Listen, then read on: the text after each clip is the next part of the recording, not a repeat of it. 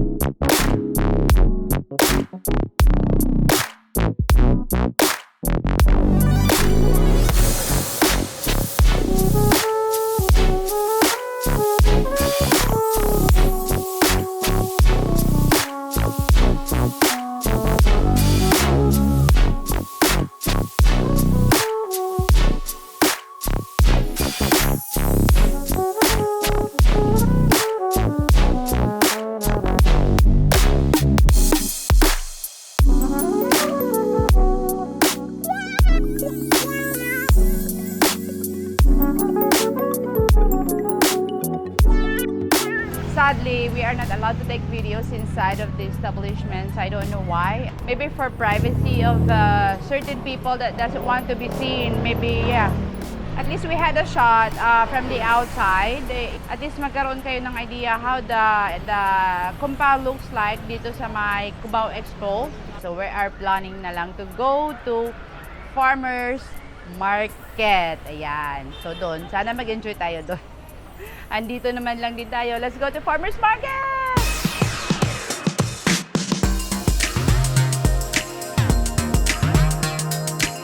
Hello everyone! We are here in Araneta City, Farmers Plaza.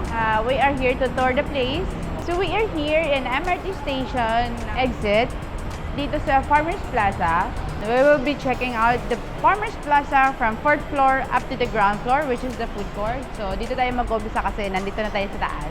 So, yun guys, samahan niyo po ako dito sa Farmers Plaza and let's go! We are going to the 4th floor. So, ito ata yung last floor nila, no?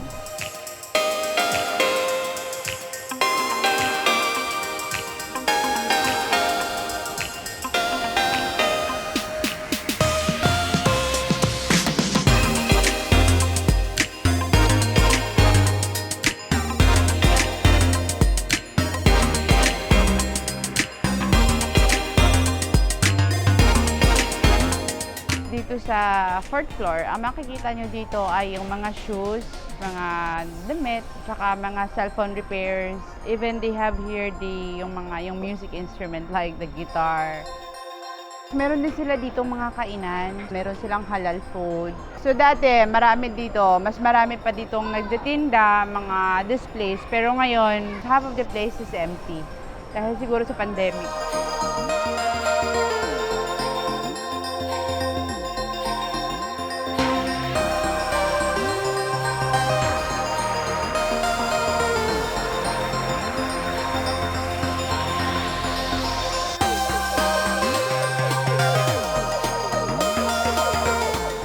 Guys, maraming toys dito na kakaiba na hindi mo makikita sa mga malalaking toy stores.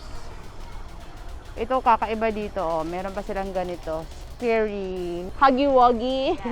Kasi naririnig ko lang to sa anak ko, hindi ko alam ito pala yung tsura nito. Yan, pwede mo siya extend yung paa niya. Oh, yun. Meron ako din ditong squishy. Yan.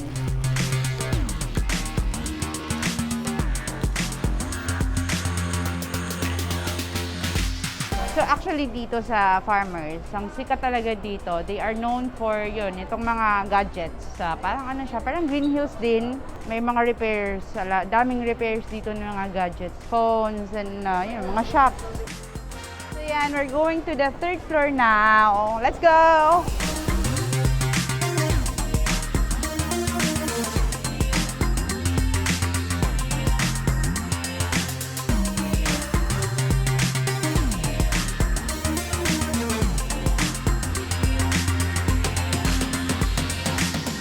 Dito sa Farmers Plaza, meron siyang bridge going to Gateway Mall. Dito yan sa 2nd floor.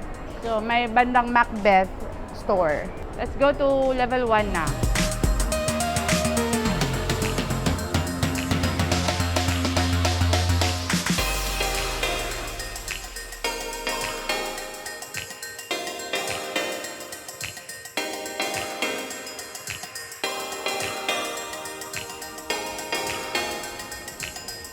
So mostly what they have here in level 1, more on clothing sila. So yun, mga stores ng like pen shop, bench, jug. So meron din sila dito mga watch repairs, mga gadgets, mga Bluetooth speakers. So we're going to the food court doon sa my ground. So let's check what they have in there.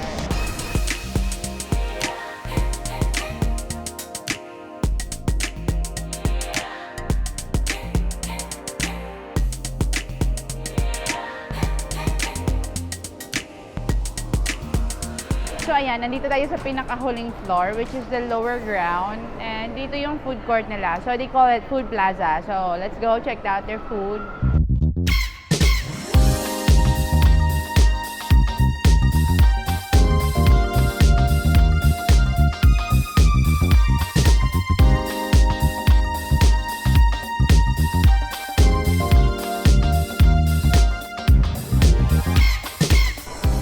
May time zone pala sila dito. Cute naman. Ay, pahaba siya. Pahaba.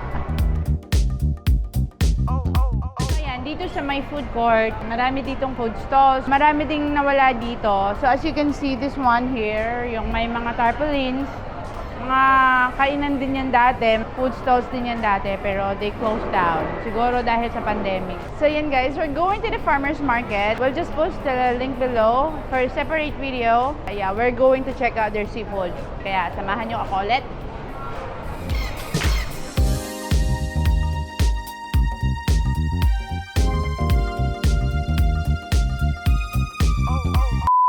So, 4. Ate, tulungan mo ako. 5.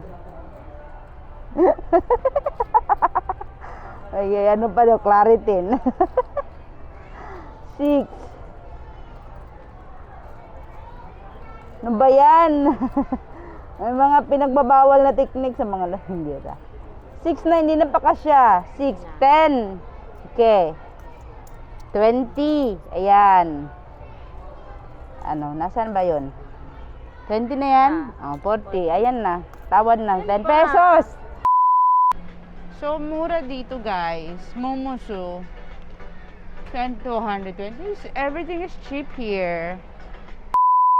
Ito oh. Ganda rin nito. Pwede mo lagyan ng bigas. So, yung mga goods mo. Kaya pwede mong lagay sa closet mo. Lagay mo yung mga undies mo. Ganon. Mga small things.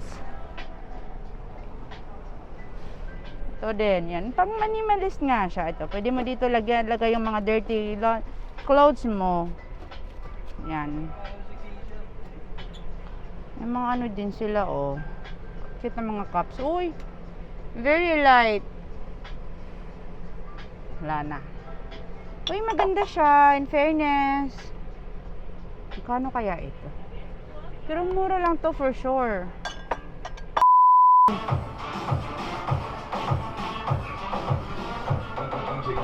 Uso pa pala to. Ay. Pwede gawin mo to. Ilong pala yung papagawa eh.